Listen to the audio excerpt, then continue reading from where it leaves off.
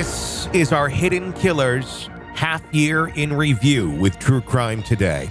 A look back at some of the most compelling conversations about the biggest cases we're following for you right here over the last 6 months and first half of 2024. Here's another one of those conversations.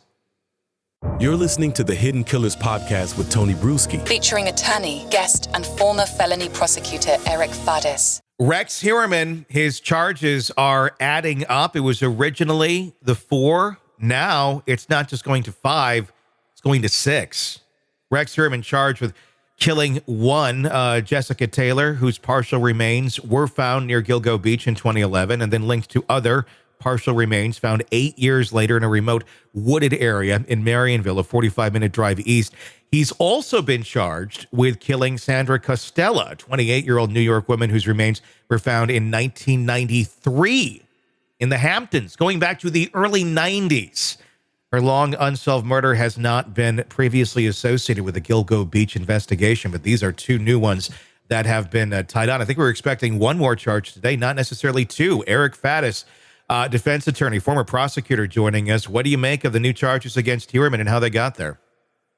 You know, it's certainly a bombshell and chilling. And for how long has this gone on? At least multiple decades, according to the government.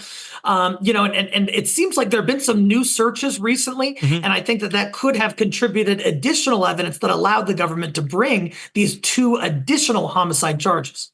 How do you think they're bringing it? Because there was that 9-day canine search in the Marionville wooded area in Southampton. That's where Miss Costella's body was found. Last month, investigators also conducted a 6-day search of Mr. Heuermann's home in Massapequa Park. Again, they went back in. This was the second one. And they exhaustively searched for 2 weeks last summer through his house as well. But they went to the basement again this time. We're talking a murder from 1993. How are they connecting this to Rex Heuermann?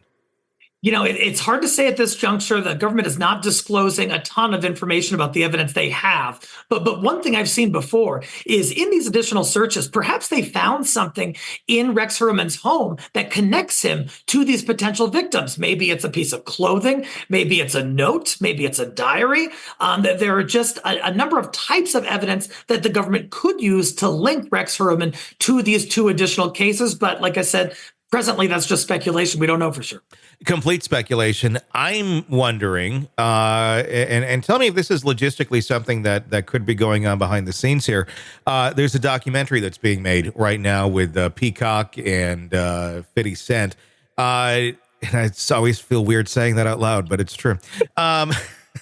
Anyway, they're going for their Jinx moment. We've talked about this many times. Do you think that there's something that maybe she said about 1993, about some things that were going on that also have been aiding in this investigation, maybe unwittingly?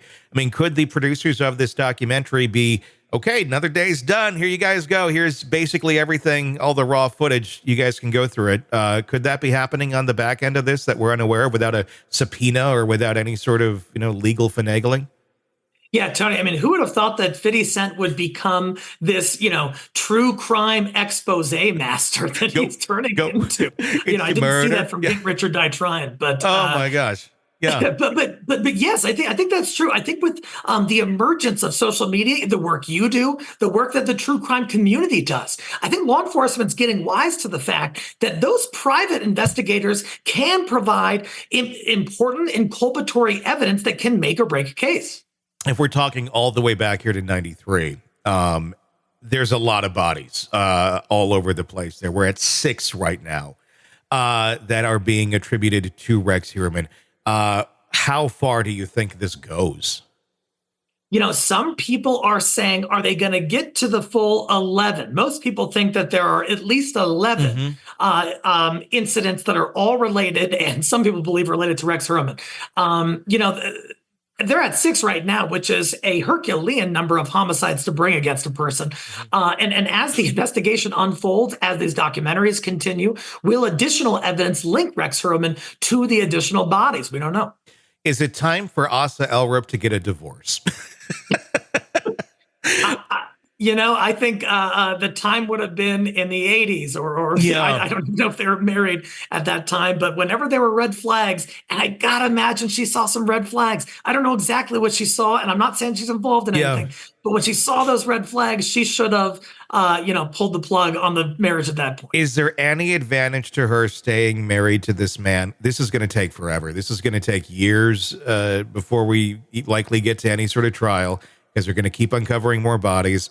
And she's saying, she made a statement recently of he wasn't capable of doing these things. And I get, you can have that willful ignorance and your cognitive dissonance to all of it. But at some point, I mean, you got to look at this and go, okay, he probably has done this. But is there an advantage to staying married as far as not having to testify against him?